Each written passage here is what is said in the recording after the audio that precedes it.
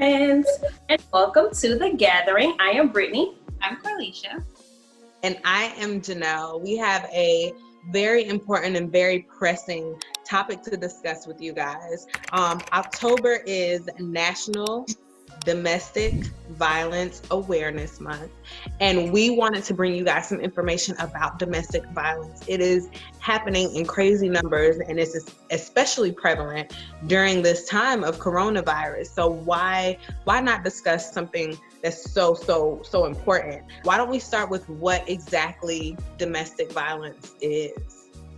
I think that everyone can probably develop their own rendition of what it is, maybe based on your personal experiences or things that you've seen. I would define domestic violence as abuse, as violence, unhealthy, toxic behavior in any type of partnership. Because we know that relationships and marriage and all of that, it looks different for different people, but any type of partnership, those traits. What about you, Corley? Yeah, I agree. It's any type of abuse, and so it looks very different for many different people. I think the classic example that maybe we can all pull from our childhood is What's Love Got to Do with It. Everyone's seen that movie, but it ended up getting to the point to where there was physical violence, but of course it didn't start that way. So I think it's any type of violence when you see a sudden change in someone that you don't like, that it starts in many different ways, which we're going to get to, but within a relationship, whether you're married or living together or engaged, that any type of violence that might occur. Yeah, and I would agree. I think another really big factor in domestic violence is a patternistic form of action, right? So it's a pattern that they're doing something that can cause discomfort. And it happens often, and it happens in different ways. And I think a lot of people focus on the physical part of it, but sometimes far before, like you said, Corley, far before the physical even comes into action, there is mental and so many other things. And we'll get into that. But another definition that was really simple that we saw is that abuse that simply occurs between domestic partners, any form of abuse that occurs between partners. And it doesn't have to be somebody that you're married to. It doesn't even have to be somebody that you determine is or is not your boyfriend or girlfriend. It's simply some form of a relationship that has abuse present. Absolutely.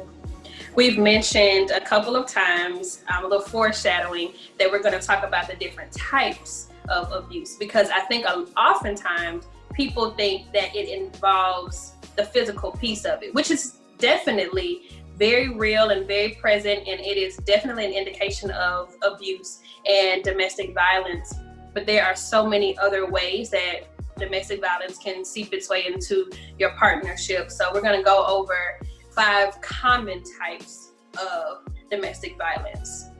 So the first is one of the most obvious, and so we'll go ahead and discuss that one, is the physical. So there's physical abuse that can be hitting, punching, kicking, biting. That can be using weapons. That can be anything that is causing physical harm, anything that's threatening one's physical self. And it is a perpetrator, there's an aggressor, there's a victim. It can go back and forth. So they can victimize each other, or there could be one consistent aggressor and then one victim. So that's one of the main ones that people identify. Yeah, and I know with physical violence, there is another big factor or part of it, which is just inducing fear in somebody else due to the physical contact. I was watching an interview with this lady, and she had been married for a few years, and her husband constantly threw stuff at her, but he always missed her. And I think he missed her on purpose. And so she was like, he doesn't physically abuse me. He never, makes contact. He always misses me. But if you run around your house ducking and dodging, probably running into walls, trying to miss baseballs and glass cups and things getting thrown at you, that is still physical violence. Absolutely. Still physical. If they miss, if they ain't a good shot, it does not take away the fact that that is physical abuse and domestic violence. Yes, it's still that threat of the physical. So I am still physically being threatened by my partner. Absolutely, excellent point. Mm-hmm. Yeah, so I think even more so common than the physical is emotional and mental abuse. I think that this has been like an issue that has been kind of in the media lately. It's called gaslighting. And so that is intentionally twisting someone's thoughts and perceptions for your own gain. So basically making you feel like you're losing your mind, making you apologize for things that you don't even remember doing, making you feel like what you think you heard or what you believe you saw isn't real. And that is just terrible, to have to apologize for things that you don't even remember doing. And so definitely, if you find yourself kind of apologizing for things you don't remember doing, or people bringing things to your memory that you don't recall, like that is certainly a form of abuse. That it's one of the more subtle ones that you might not even realize is happening. And I think one of the tactics like I always use, to where if my girlfriend was telling me the same thing that her significant other was doing, like what would I tell her? So I think I always keep that in mind. Like if my friend would tell me the same story and I was like, girl, that makes no sense, then kind of take yourself out of the equation and think about that for yourself. I was just going to say, you make a really good point, because we hear things from a certain perspective sometimes when we're even thinking about it ourselves, and we're like, no, that's normal. It's actually okay. But if you put a different voice on it, or if you act like you're hearing it from somebody else, it will change your perspective. It will make you look at it a little bit differently. And I think that's really, really important. That was a great point, Corlisha. I think also, so I think taking oneself out of the equation definitely helps to just talk about straight facts. It's not emotion based, because it's not me, it's not somebody I know or love, it's just what it is. I think it's also, once you put yourself back in the equation, it's really good to start trusting your instinct and your intuition. And if I feel like this is not right, or if I'm feeling like, if it's making me pause and have a little bit of like second thought, listen to that and trust yourself, because that gaslighting is, again, intentional flipping and twisting of the situation. But if you remember it very clearly and you know that your intentions were pure, it didn't happen that way, then I think it's important for empowerment to trust yourself. And if you get that inkling that something is not right, it at least deserves a moment of a second thought so that you can support and advocate for yourself. Yeah. When it comes to emotional abuse in a relationship can get emotional anyway. Yes. Right? So you get very connected and intertwined in emotion when you love somebody, when you like them, or really when you just spend a lot of time with somebody, that emotion can come up. But for them to pull emotions out of you that weren't like naturally there, for them to pull things out of you that you probably never experienced before, like you've never been a person who gets enraged, you've never been a person who cries continuously. If that is happening, you may want to consider whether domestic violence is occurring, because yes, relationships bring new and different things out of you, but what do those new and different things feel like? What makes them come about? You shouldn't be crying every single day in any relationship. I'm sorry. Whoever wants to talk about this particular thing that I am saying, I am more than happy to discuss it. Crying can be very soothing. It can be very healing. If you are bawling your eyes out every single day in a situation, I would say let's consider the health part of that. So another part that's really connected to emotional abuse is the spiritual aspect of it. We are all whole beings, whether we want to believe it or not. We're made up of a lot of different departments and compartments, and one of them is spiritual. And so when it comes to emotional and spiritual, they're very connected. And I think that in abusive relationships, both of those things can be affected. For sure. Absolutely. So spiritual, your spiritual being, breaking one's spirit, and then also there's an aspect of sometimes how one's religion and spirituality also has been a form of control. And so that is a very touchy subject, I think, and one that we will probably want to spend some more time delving into a bit later. But because I am a religious and spiritual person, so I do understand how touchy, and you have to be careful, but I think that it all just goes back to instinctively, innately, like what, if it feels good, if it feels right, if it makes sense for you, then being able to follow that with conviction. But if it feels like there is something wrong happening, just listening to that and then seeking some support there. So we have physical, we have emotional and spiritual. So there are a few more that we want to go over. Nell, did you want to talk about that? One of them that I want to talk about is sexual abuse. And this one can be a little bit tricky for the simple fact that when you're in a situation or relationship with somebody, you may feel like sex is a natural part of that. And it could be for you if that's what you guys decide. However, if it's one of those things where it is forced upon or it is not forced upon, but during the act you are made to do things that you're not comfortable with, it is sexual abuse. And I know for myself, growing up, your family and adults and those people, they talk to you about the birds and the bees and how not to get pregnant, but they didn't necessarily talk about what comfort looks like in sexual relationships and sexual situations. And I think that I definitely experienced sexual abuse in a relationship where I was like, oh yeah, it's cool. You know, we're adults, we're having sex, but things that occurred, I was not comfortable with and felt like I should have been, because this is what we do, right? This is what happens in relationships. And I think that's a part of a conversation that we need to start having with our loved ones outside of the birds and the bees. For sure. I think people assume, like you were saying, when you are in a relationship of any kind, so marriage, boyfriend, girlfriend, whatever, that you have to comply, right? You have to just make the other person happy.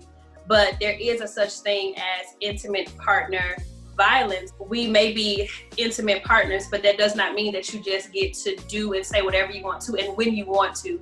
So we were talking about what's love got to do with it, and I think of sexual violence when he forced himself into the booth when she was recording and took her physically, sexually. That is your wife, but that does not mean that when I say now, that means now. If she's saying no or if he's saying no, then that must be respected, because I think that that is a consistent, unnegotiable, like you cannot negotiate when it comes to respect. And if someone is saying no, I don't care what kind of relationship you're in, respect that. And if you do not, then that is absolutely sexual violence, hands down.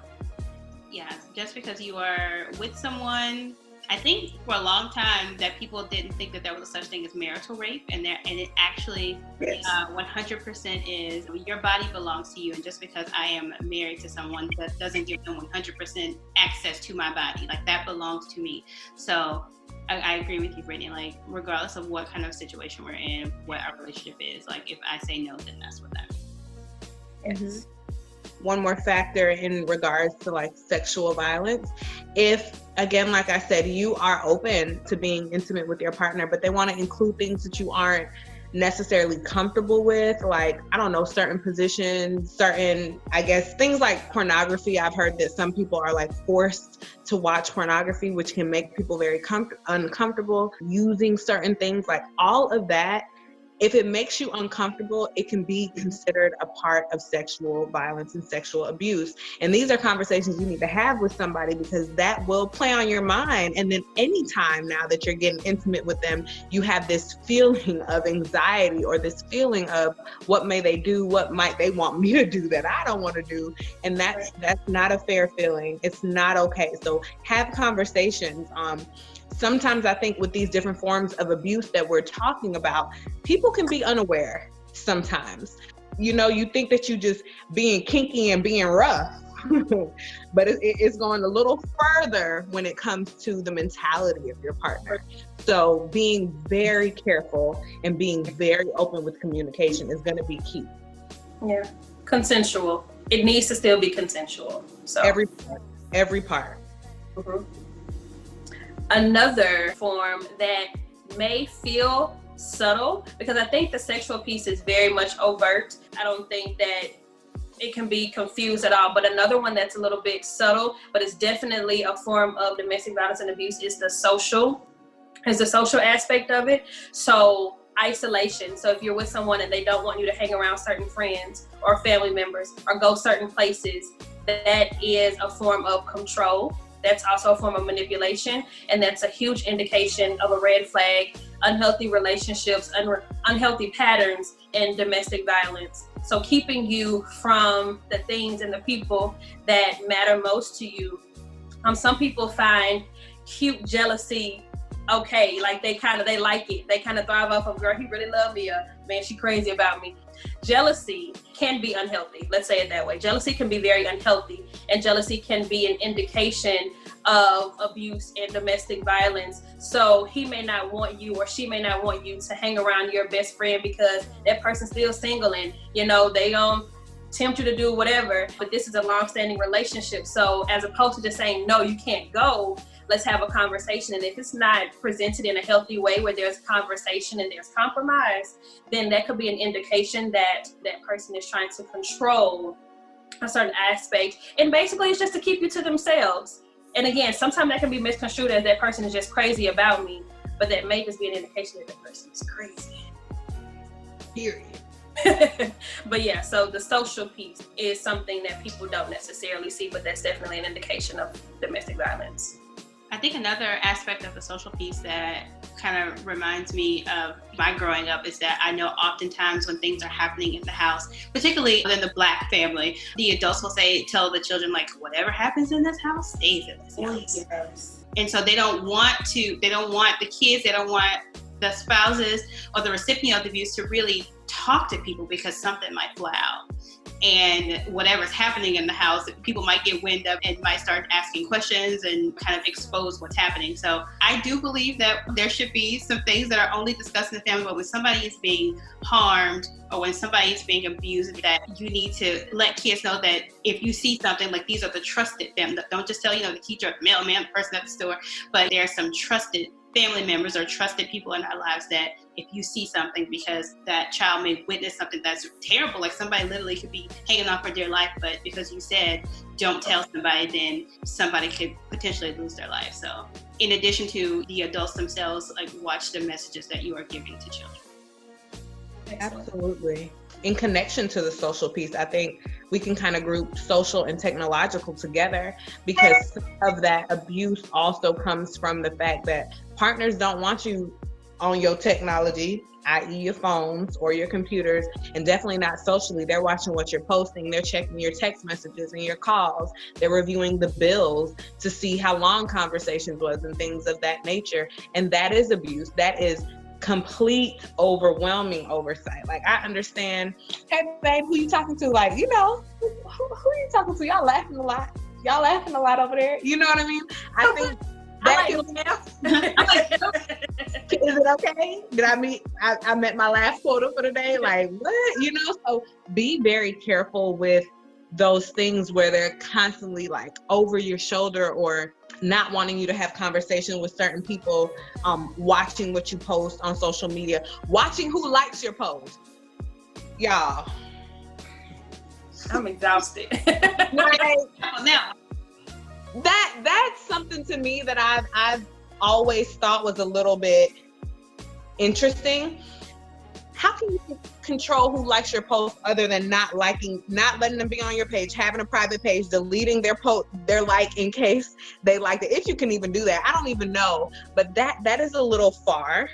Okay, that's a little far for me. So let's just be careful about these things and consider that when we think about social and technological aspects of relationships.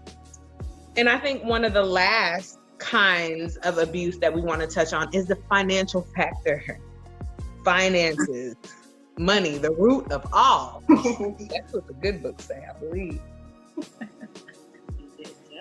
So I was just gonna say, I was watching one of my little guilty pleasures of a show, Married at First Sight, and I loved how one of the experts, he talks about money, and people talk about money as being like you said, the root of all evil, or like the number one cause of divorce, and it's not the money itself, it's how you handle the money, how you approach the money, how you talk about the money. So I think it's very natural and appropriate to talk about finances with your partner, especially if you're married or you have something long-standing, like you'll have those conversations.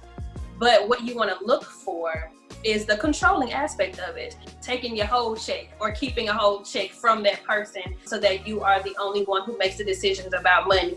Now, I think naturally there may be one person in the relationship that manages money better, so maybe you entrust that with a person. But I think that intentionally withholding or trying to control or manipulate when it comes to money, you have to be so careful with that. And that is an indication that there may be some unhealthy patterns and traits here.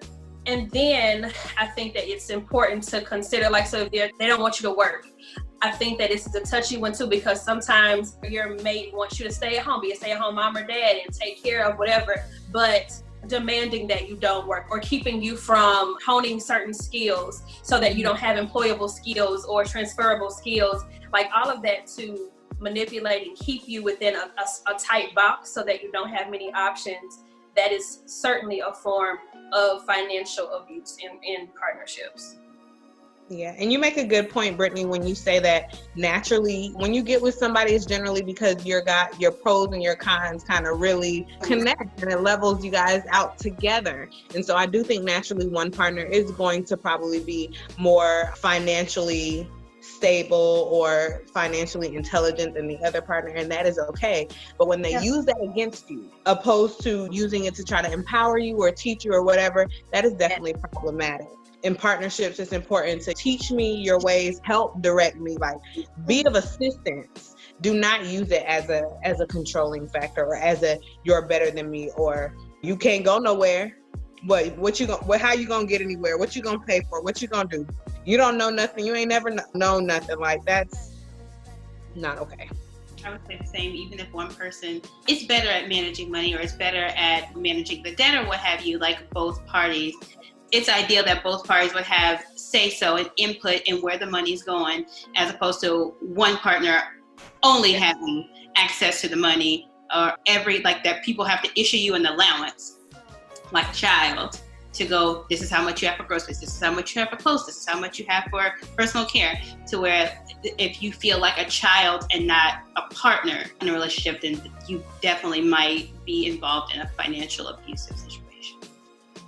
Yeah, like you all said, it has to be an understanding. So one may be more savvy, but that person should not be the only one with the passwords to the bank accounts or the only one with the debit card. And like you said, an allowance where this is what you can use to eat for the week. It has to be an understanding, a mutually determined understanding. And then you made an excellent point, Janelle, too, that the financial piece is one of those reasons why sometimes people don't leave or feel like they can't leave these abusive relationships, because I haven't been allowed to work, so it's going to be hard for me to find a job. He or she has kept all the money to themselves, so I don't have anything to start my life over with, and that person knows that, and that is a lot of the root to why they are choosing to control in that way.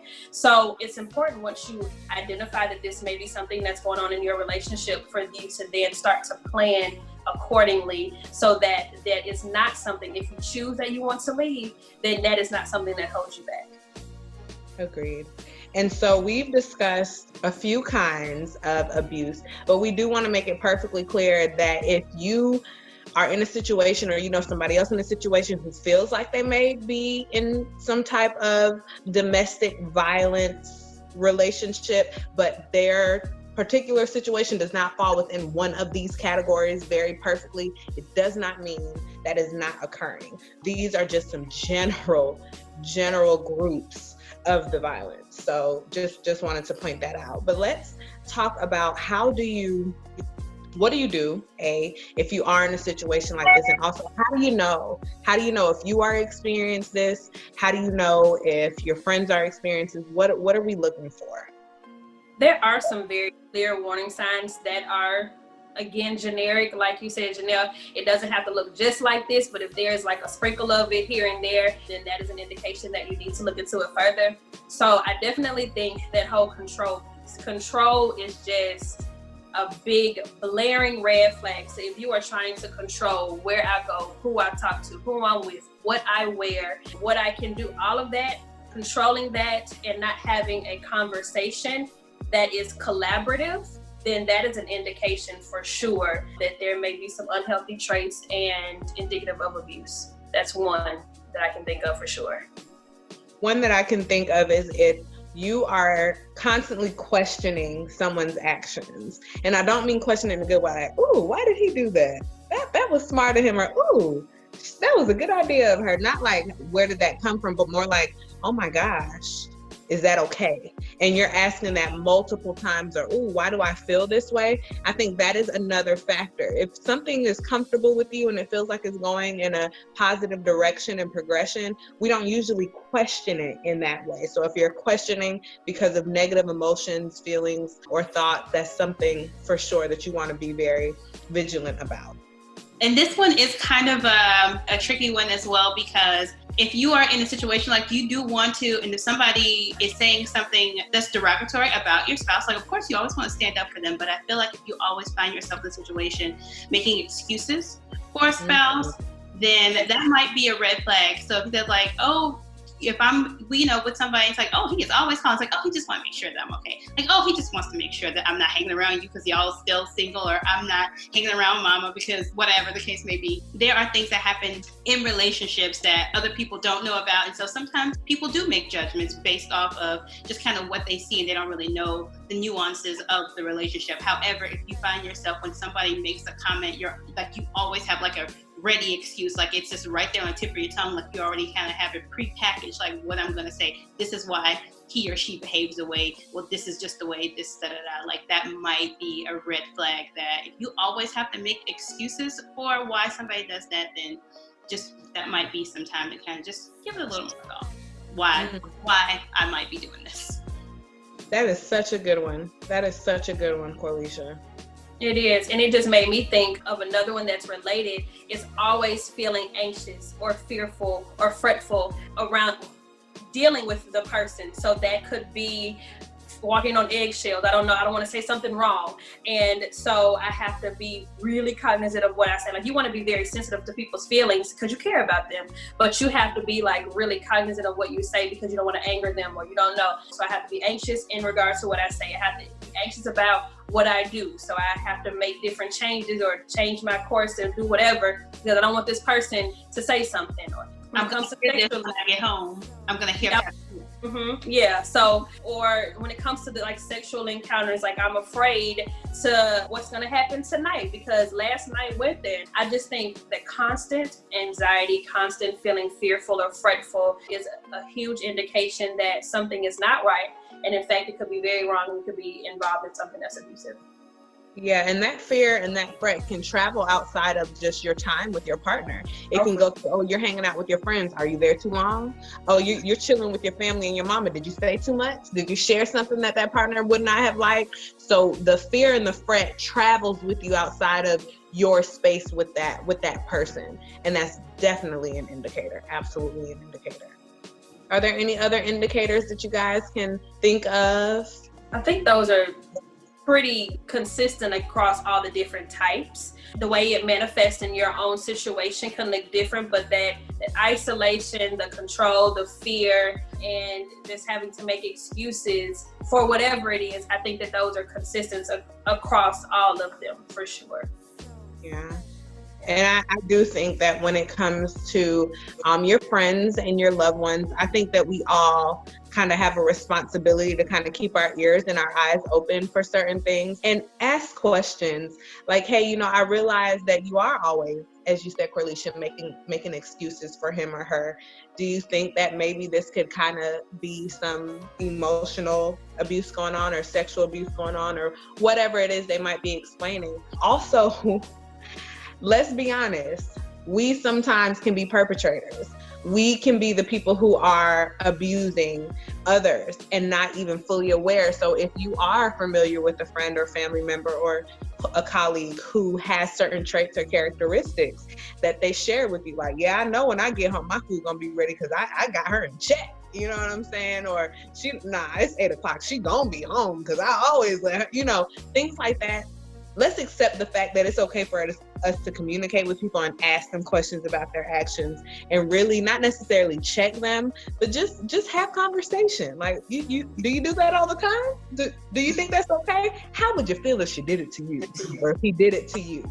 So things like that, I think it's important to ask it on both sides because we're all human. We are all capable of making mistakes. We're all capable of doing things that maybe we saw growing up or that we experienced and didn't realize that it was problematic. So I think it's important to realize when it's happening to you or when you're causing it to happen to somebody else. Yes, for sure. So now that we've identified these warning signs and we've been given a charge by Nell to look within and then, look outward too. If you fear that you or someone that you love may be involved in a relationship that involves some sort of domestic violence, what's next? What do you do? How do you respond? It's a heavy question. I think that I would, now that we are encouraging you to become more knowledgeable, I would say that the first thing to do, so if it's yourself, make a decision. Are you going to remain in this relationship, or are you going to try to find your exit for your safety and the safety of your loved ones? So a decision needs to be made if it's involving you. If it is involving someone that you love, I think that I would encourage the decision to be to address it head on. Dealing with domestic violence is very tricky and very sticky. You have to be so careful with how you approach it with someone else. But I think that making the decision to be there and to be supportive and have those transparent conversations and help them to feel safe and comfortable talking to you and coming to you, I think would be a good first step. I definitely agree with Brittany. Like everybody, and I've learned this, I think we've all kind of worked with domestic violence at some point in our careers. And one of the things that was really emphasized when I was working with these clients, that not everybody answer is to go.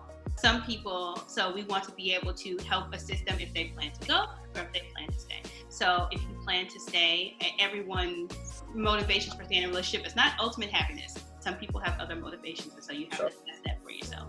So I'm sure we will link some resources down below. So definitely use your supports, use any supports that we give you, some that you find for yourself, to kind of help you as you go through the process. But if your goal is to leave, then one of the most important things is that you have a plan, because if you can't leave, you could literally lose your life. So you definitely want to make a step-by-step plan, and that cannot be on your own. You have to make a plan with someone. So it could be religious leaders, it could be family, it could be friends, co-workers. You want to make sure that you have some money set away. You want to have a different phone that you can use, like a burner phone, I think, so that with a different number. You can have important people's numbers saved to that phone, so when you delete the other one or turn it off, then that person won't have, you can remember important people's numbers and that person won't have access to what you're doing if you're on the same account. So just being really methodical and planful, making a plan in order to leave, because don't just leave, because for the most people who leave, either they end up coming right back, or unfortunately the worst could happen and that person finds them, and then either they're continuing with abuse or even have had their lives lost. So definitely make a plan if you plan to go. Absolutely. And in the very least, if there's somebody that you are concerned about, or if you're concerned about yourself, at least start having those conversations. Share this video with people who you think this information might be able to impact, and let's just start somewhere. Let's not continue, rather, the same train of discomfort, of unease, of abuse, of violence. Let's just not continue it. Let's have some real open conversation.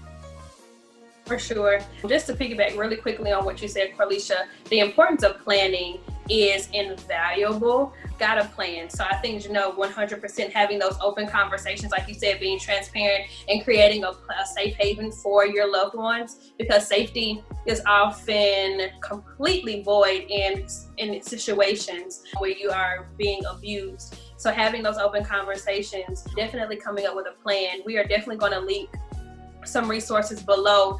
But one thing that people don't consider, and just from my own personal experiences, professional, whatever, people don't put together documentation. So they don't have like birth certificates, they don't have IDs, they don't have that kind of stuff stored. But that's going to be really important if you are planning to flee. If you want to start your life over, you've got to have those type of really important documents. And so I've engaged in safety planning with a number of people, and we always encourage you to have your documentation set to the side. So if you are able to put some money to the side, do that. put your documentation somewhere. Make sure that it's somewhere safe. Have safe words. So with your children, if something is happening, you may not want to say anything super overt, but you may be, it's something as simple as, did you feed the fish today? And that means don't come inside yet. Or that means go to the neighbor's house. So like we are saying, have open, transparent conversations, build your community, find somebody that you trust to have these conversations with so they can help you plan. There are so many different shelters that you can go to, going to your police department and seeing how they can support. There are just ways to respond. But again, it starts with that decision, deciding what you're gonna do, what option you wanna take, and then starting to plan, include your circle, and then stick to the plan. Yeah, absolutely. It's been a heavy one, I think, because I don't know about you guys, but the whole time I've been talking, there have just been so many different scenarios that popped into my head. And unfortunately, domestic violence is way more common and prevalent than we'd like to admit, probably. But we wanted to have this conversation because it's really important, not just because it's October and it's Awareness Month, but it's really important as we continue on life's journey to be able to identify what's healthy and what's not, and make really informed, conscientious decisions that will shape the rest of our lives, the relationships that we're in, and our safety, our welfare, and how we thrive in life. So again, it was heavy, but I think it was very necessary. It was necessary, and we really hope that it was informative for you guys. We hope that you will share this video with people that you really think could use it, and we look forward to seeing you guys soon and hearing from you soon as well. Until the next time, you guys, bye. Bye. See you later.